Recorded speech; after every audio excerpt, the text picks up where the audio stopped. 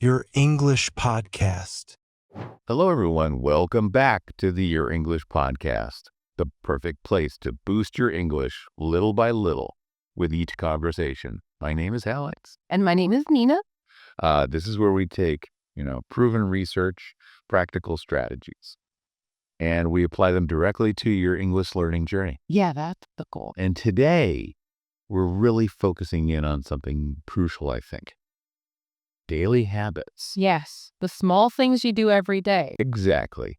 The habits that can significantly speed up your English skills.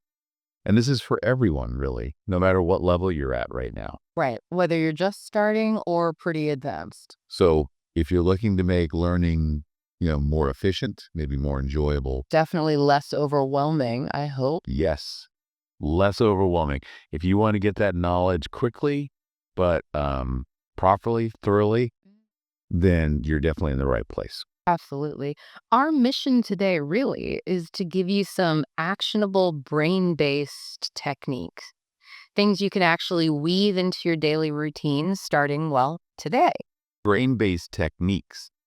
I like the sound of that. Yeah, we looked into some really fascinating insights about how our brains actually learn and remember things. Okay. And we want to translate that science directly into practical steps for mastering English, faster and more effective. Okay. Sounds good. So maybe let's lay out the plan for this deep dive. What exactly are we going to cover? Good idea. Structure is always helpful. First up, I think we need to talk about why some of those, let's call them traditional learning methods, why they might be falling a bit short for some people. Yeah, why they sometimes feel inefficient. We'll touch on the limits of just, say, passive repetition. Right. And how our brains actually prefer to engage with new stuff. Exactly. Then after that, we'll dive into these innovative brain-based techniques for faster learning. And these aren't just, vague theories. They're methods really grounded in cognitive science, stuff that can give you a real edge. An edge. Okay. So practical things. Very practical. Then we'll get into specifics, right? The actual daily habits. The nitty-gritty. We're talking about things like leveraging sleep. That sounds interesting. Oh, yeah. Sleep is powerful for memory consolidation. We'll cover how to use that. Okay, and training focus. In today's world, that's huge. So many distractions. Definitely. We'll talk about practical ways to train your focus, even when things aren't perfectly quiet. And memory techniques, making things stick. Yes. Some really cool techniques to supercharge your memory for vocabulary and grammar. And also these short, intense study sessions you mentioned. The power of sprints, not just marathons, in learning. Okay, got it. And then crucially, how do we put all these pieces together? Exactly. It's not just about picking one habit. It's about understanding how they can work together synergistically. Synergistically. Nice. Yeah, to create a learning plan that's personalized, tailored to you. Right, because everyone's different. Definitely. And finally, we need to talk about mindset, don't we? Oh, absolutely. Often overlooked, but so important. How you approach learning, what you believe about your own ability. And making it fun. Enjoy it. Yeah, that too. Cultivating genuine enjoyment is critical for sticking with it long term. Okay, sounds like a really comprehensive plan. We hope so. And just to reassure everyone, we'll keep the language clear, accessible, perfect for learners at any stage. Simple language, practical strategies. That's the aim. Immediately applicable stuff that we hope will make a real difference. Great. So where should we start? Maybe with that first point.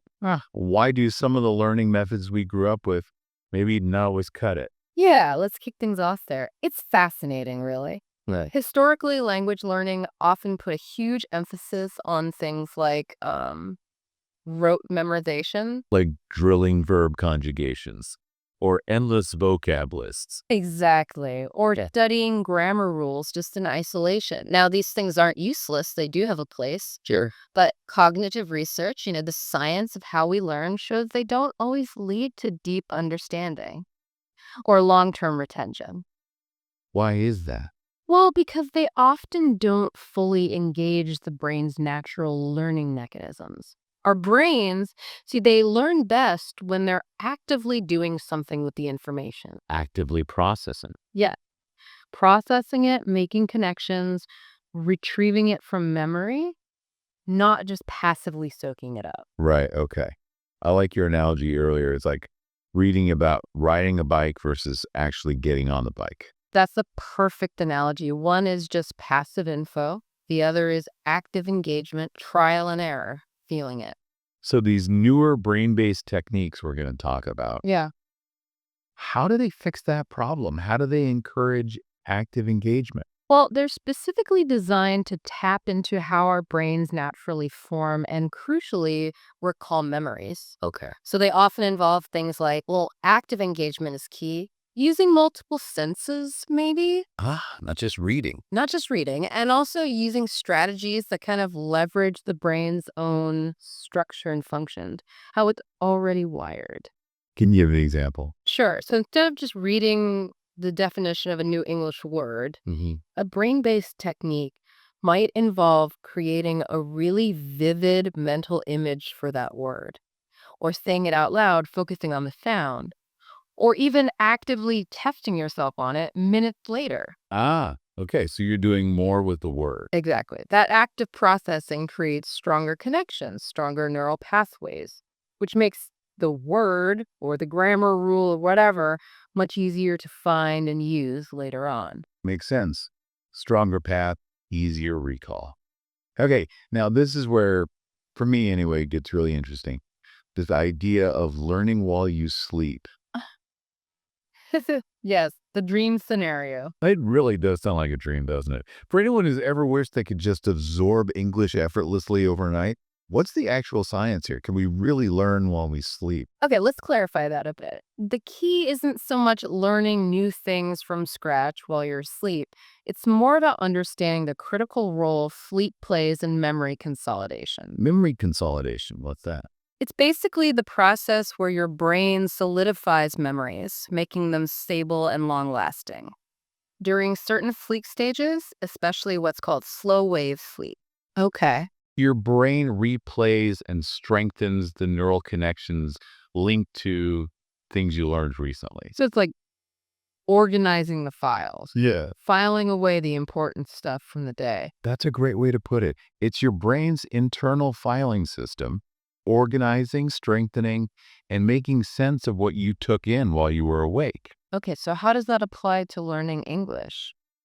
It means that reviewing English material right before you go to sleep can significantly boost your retention of that material. So it's about the timing before sleep, not during sleep itself. Exactly. Yeah. You're essentially priming your brain. You're telling it, hey, this stuff I just looked at, this vocabulary, this grammar concept, it's important. File it carefully tonight. So it's not about putting on headphones and listening to English lessons all night long. Well, the research suggests that purely passive exposure during sleep probably has quite limited impact. You might get some familiarity, maybe, but not deep learning. The active step is the key. Deliberately review your key English content. Maybe it's 10 new words you learned, or a tricky grammar rule you practiced, or even listening actively to a short dialogue you want to remember. Do that review in the period just before you nod off. How long a review are we talking? An hour? Oh, no, not necessarily. Even a brief, focused review session, maybe 5, 10, 15 minutes right before bed, can lead to noticeably better recall the next day. Wow. That's actually very doable. It's like giving your brain homework right before it goes into its nightly organizing shift. Precisely. You're highlighting the important files for the night shift to process. That's fascinating. Okay, let's move to another big challenge. Focus. Yeah. The eternal struggle in our notification-filled world. Totally. How can English learners train their brains to concentrate effectively, especially when life isn't always library quiet? Kids, traffic, phones buzzing. This is such a crucial skill, isn't it? Not just for language learning, but for everything. And the common approach is often trying to eliminate all distractions. which is basically impossible most of the time. Exactly. It can be unrealistic and even counterproductive. A more effective approach, one that's supported by cognitive training principles, is to gradually build your ability to focus amidst controlled distractions. Okay, focusing amidst distractions, not just avoiding them. How does that work? The idea is to increase your brain's resilience, like building a muscle. Yeah. You train its ability to filter out irrelevant noise or stimuli. Controlled distractions, though. What does that mean in practice for someone studying English? Well, instead of insisting on absolute silence, which you rarely get in real conversations anyways, True. try deliberately incorporating some low-level, predictable background noise while you study. Like what? Music.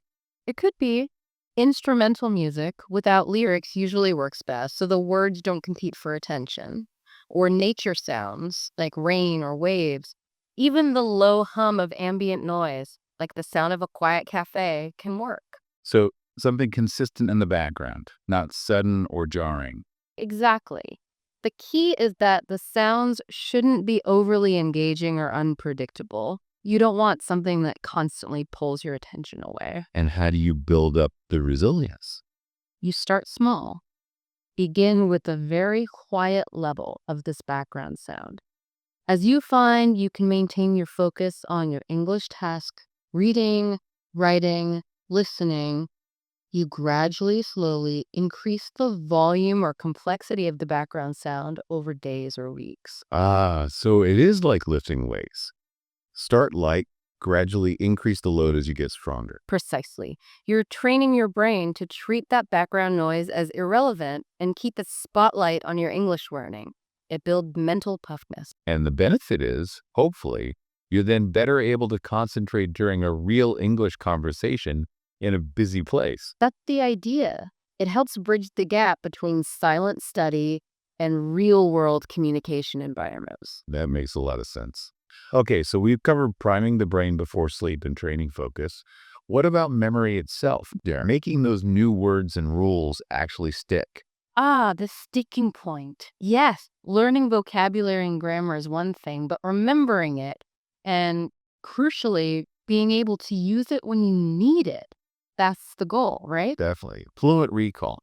So, one incredibly powerful technique is engaging multiple senses. Multiple senses. How so? Our brains are fundamentally wired to remember experiences better if they involve more than one sense: sight, sound, smell, touch, even taste sometimes. Memories aren't just stored as text. Okay. So when you're learning a new English word, don't just silently read the word and its definition off a page or screen. Right. Try to make it multisensory. Create a vivid mental image associated with the word. That sight, say the word out loud clearly, that sound, and also the physical feeling of producing it. Okay. Image, sound. What else? Could you link it to a smell? If the word is, say, coffee, imagine the rich aroma. Yeah. Or a texture. If it's rough, imagine touching sandpaper. I see. So you're creating more hooks for the memory, more anchors. Exactly. The more sensory anchors you create for a piece of information, the stronger and more interconnected the memory trace becomes in your brain. It gives you more ways to retrieve it later. So go back to your example, fragrant. I wouldn't just read it. I'd maybe picture a specific flower like a jasmine. Imagine its sweet smell. Maybe even imagine the feeling of a delicate petal and say fragrant out loud, noticing how my mouth forms the word. Perfect. That's exactly the kind of rich, multi-sensory encoding that builds really robust memories. Much better than just seeing the letters FRAGRANT next to its definition. Okay, that's one powerful technique. You also mentioned something called a memory palace. Ah, yes. The method of loci. It sounds very grand, like something from Sherlock Holmes, as you said. Is it complicated? It sounds more complicated than it is. It's actually leveraging something our brains are naturally incredibly good at: spatial memory, remembering places. Okay, how does it work for, say, learning English vocabulary? Right. You choose a place you know extremely well, like intimately well.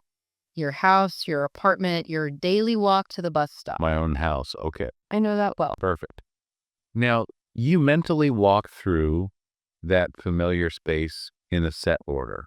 Front door, hallway, kitchen, living room, bedroom, etc. Yeah, got the route.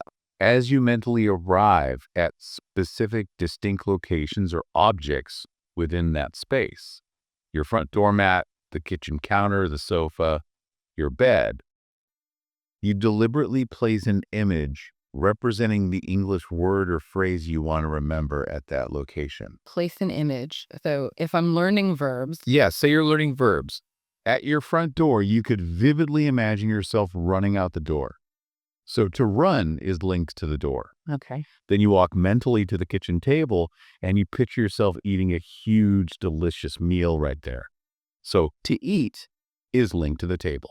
And maybe on the sofa, I picture myself reading a book. Exactly. You create these vivid, maybe even slightly weird or funny images and link them to specific points on your familiar mental journey.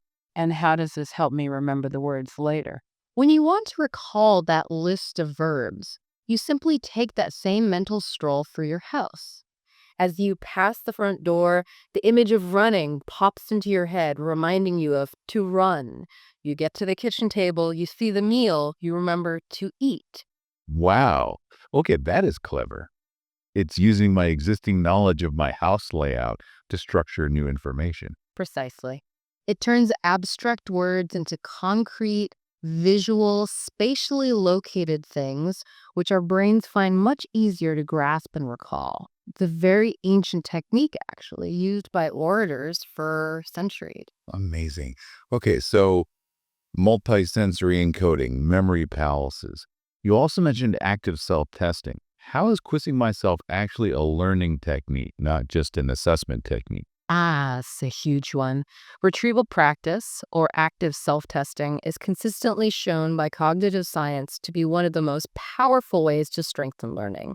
Way more effective than passive review. More effective than just rereading my notes or the textbook chapter. Much more effective, yes. Rereading can create a false sense of familiarity. You recognize the information so you think you know it, but that doesn't mean you can actually recall it when needed. Yeah. Active recall, on the other hand, is the act of deliberately trying to pull the information out of your own memory without looking at the source material. Like trying to remember the definition of a word before flipping the flashcard. Exactly. Or covering up the answers in your grammar exercise and trying to generate them yourself first.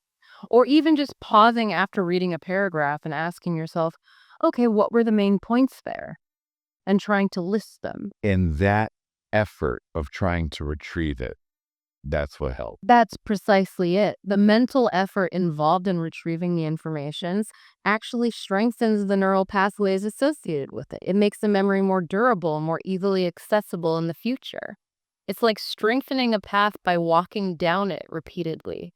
Rereading is like just looking at the path. That's a great distinction. So it's not about the stress of a test, it's about the mental workout of retrieval. Exactly. Regular, low-stakes self-testing, just quick questions you ask yourself, trying to recall things, forces your brain to actively work with the information.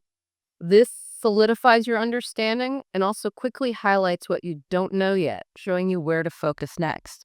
So testing isn't just checking learning, the testing is learning.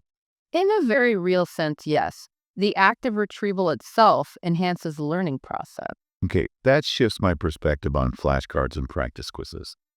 Now let's talk about how we structure our study time. Many learners, myself included sometimes, feel like we need these marathon study sessions hours and hours. Right, the more is always better mindset. Yeah, but that often just leads to burnout, doesn't it? What's the advantage of doing shorter, more focused bursts instead? Think about physical exercise again. You have marathon runners, great endurance. But you also have sprinters who exert incredible power and focus for short bursts. Okay. For many cognitive tasks, like language learning, which require intense concentration, the sprinter approach can often be more effective, especially over the long haul. Why is that? Because our brains simply have a limited capacity for sustained high-level focus. If you try to force yourself to concentrate intensely for hours on end, you hit diminishing returns. Your focus wanders, you make mistakes, you get mentally fatigued, and you don't learn as efficiently. And you probably start to dread study. Exactly, which kills motivation. Short focus sessions followed by proper break respect the brain's natural rhythms of attention and energy. So how do we apply this sprinter idea practically to learning English? Is there a specific method? One very popular and effective technique is the Pomodoro method. Have you heard of it? Vaguely. Something about tomatoes. Huh. Yes, Pomodoro is Italian for tomato. The creator used the tomato-shaped kitchen timer, but the principle is simple. Okay. You decide on one specific English learning task you want to work on. Maybe it's practicing pronunciation of the sounds, or doing 5 grammar exercises, or memorizing 10 new idioms. One specific task. Ah, Got it. Then you set a timer, traditionally 25 minutes, and you work on only that task with intense focus. No multitasking, no checking email, no social media, just pure focus on that one thing for 25 minutes. Okay, 25 minutes of intense focus. Then what? When the timer rings, you stop. You must stop, even if you're mid-sentence. And you take a short break, usually about 5 minutes. A complete break. Get up, walk around. Yes. Get away from your study materials. Stretch, get a drink of water, look out the window, let your brain relax, and briefly recharge. Okay. And after the 5-minute break, You start another 25-minute focus work session, another Pomodoro after you complete, say, 4 Pomodoros. so about 2 hours of work with short breaks in between. Right. After about 4 sprints like that, you then take a longer break, maybe 15 to 30 minutes. Okay. And this cycle helps maintain focus and prevent that burnout. Exactly. It breaks the massive, overwhelming task of learning English into manageable 25-minute chunk. The deadline of the timer helps create focus, and the regular short breaks prevent mental fatigue and help consolidate what you just worked on. The longer breaks provide more substantial rest. That sounds much more sustainable than trying to cram for 3 hours straight. Now, remember our research mentioned something about a 4-week learning plan. How does that fit in with these sprints? A structured plan, like a 4-week one, provides a framework. It helps you consciously and consistently apply these brain-based techniques like the Pomodoro sprints, like active recall, like the pre-sleep review, and turn them into regular habits. So it's about building consistency over time. Precisely. Consistency is absolutely key for retraining your brain and making these efficient learning strategies stick. A 4-week plan allows you to systematically incorporate these methods, see how they feel, adjust them, and experience the benefits over a sustained period. And seeing those benefits probably builds momentum, right? Yeah, definitely. The idea is that by following a structured approach, integrating these techniques for several weeks, you'll likely start to see significant improvements, not just in what you learn, but in how quickly and how well you learn it. That progress then fuels your motivation to keep going. It creates a positive feedback loop. Effort leads to progress. Progress leads to motivation. Motivation leads to more effort. You got it. Okay, so we have all these different techniques: sleep review, focus training, memory palaces, self-testing, study sprints. How important is it to mix and match, to combine them? Or can I just pick my favorite one? You could just pick one, and it would likely still be better than passive learning, but you really unlock the true power of brain-based learning when you start combining these methods strategically. Why is that? Because different techniques engage different cognitive processes. They strengthen learning in complementary ways. Using them together creates a much more holistic, robust, and effective learning experience. Can you give an example of combining them? Sure, let's say you're learning new vocabulary. You might use a Pomodoro sprint, 25 minutes, for focused study, maybe using multisensory techniques to initially learn the words.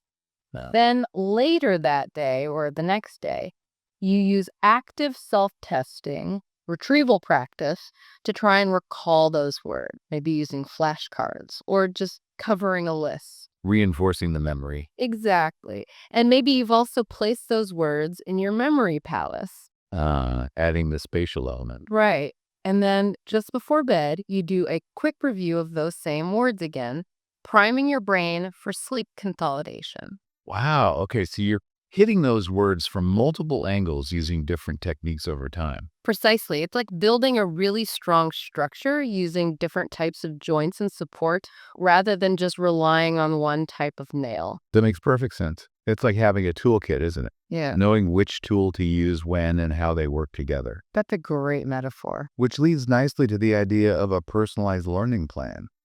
Why isn't there just one best way to learn English using these techniques? Why personalize? Because fundamentally, everyone learns differently. We all come to this with different backgrounds, different strengths, different weaknesses. Different learning styles, maybe?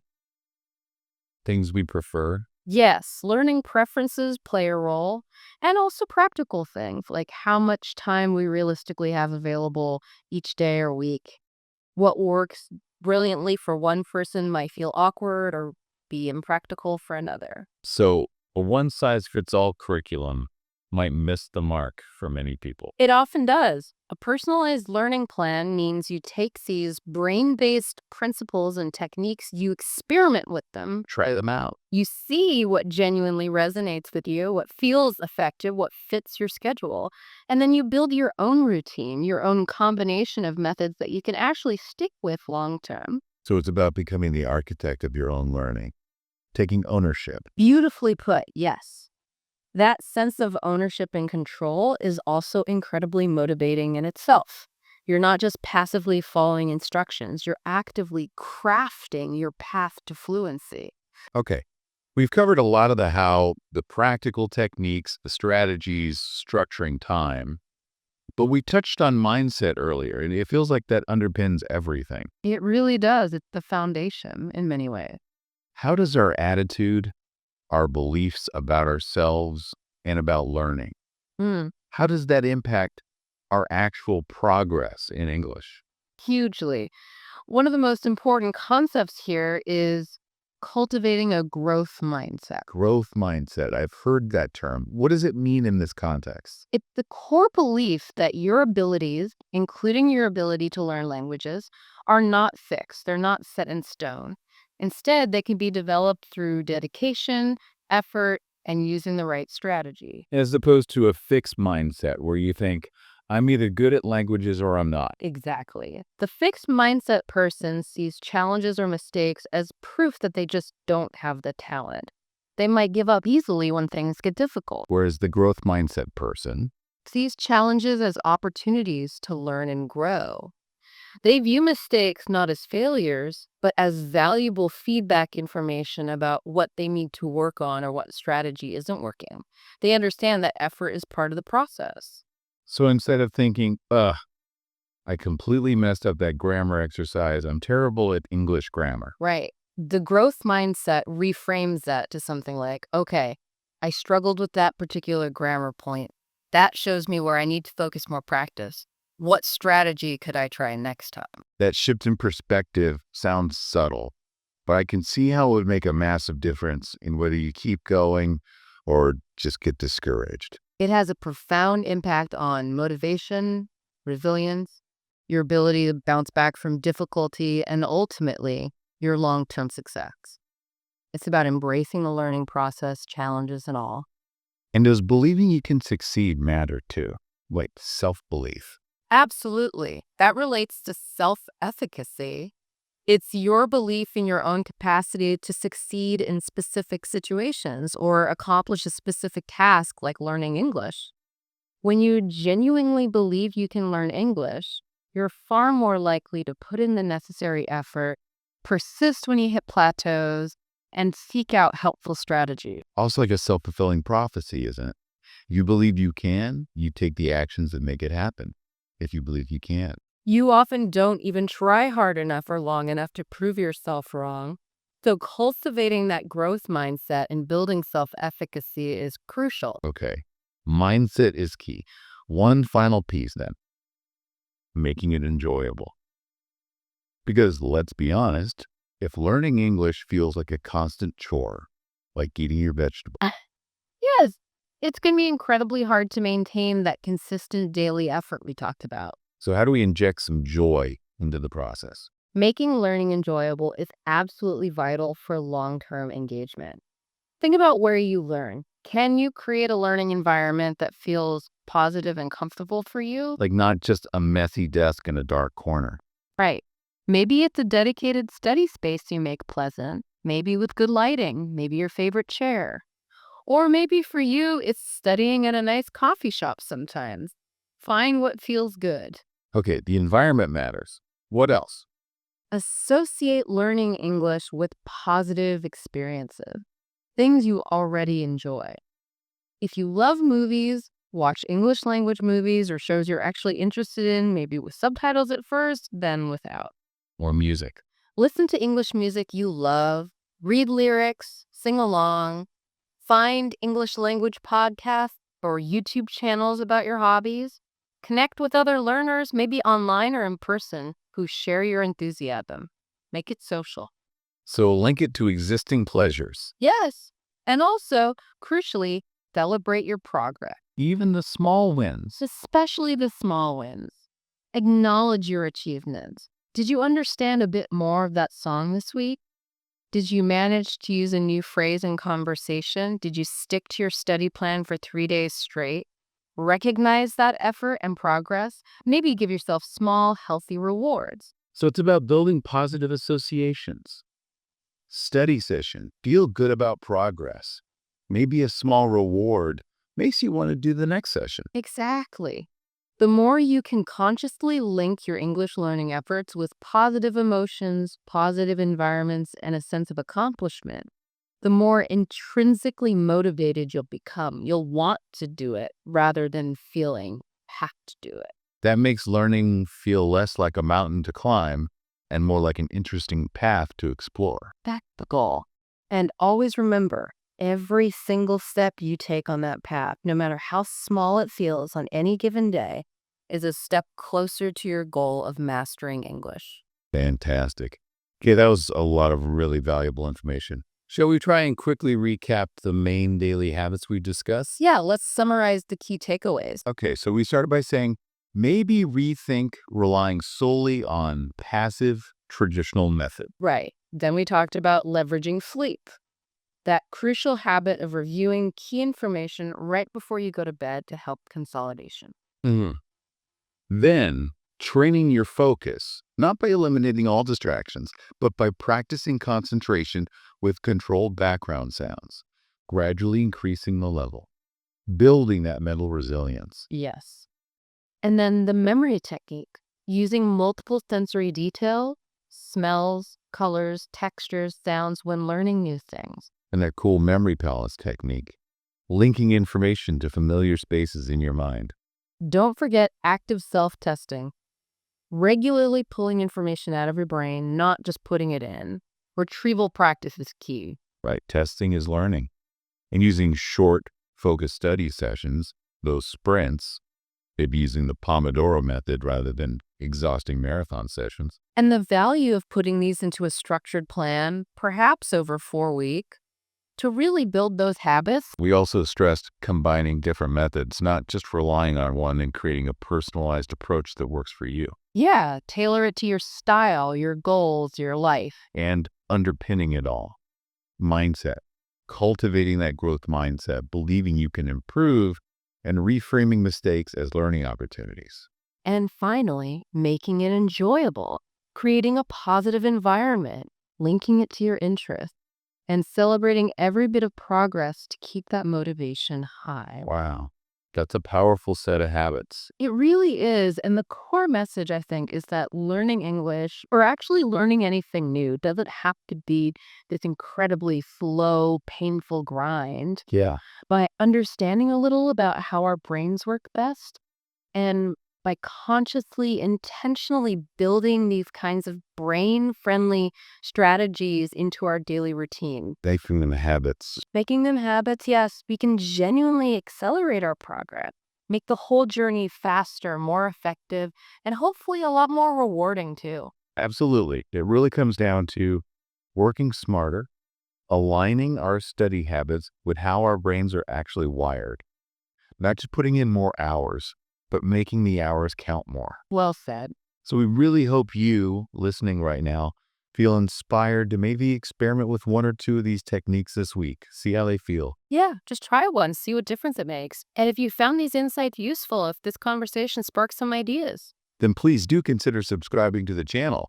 We'll have more deep dives like this, exploring practical tips for your English journey. we love to have you join us regularly. Thank you so much for being with us today. And remember, every little step, every small habit brings you closer to rapidly mastering knowledge. See you on your English podcast.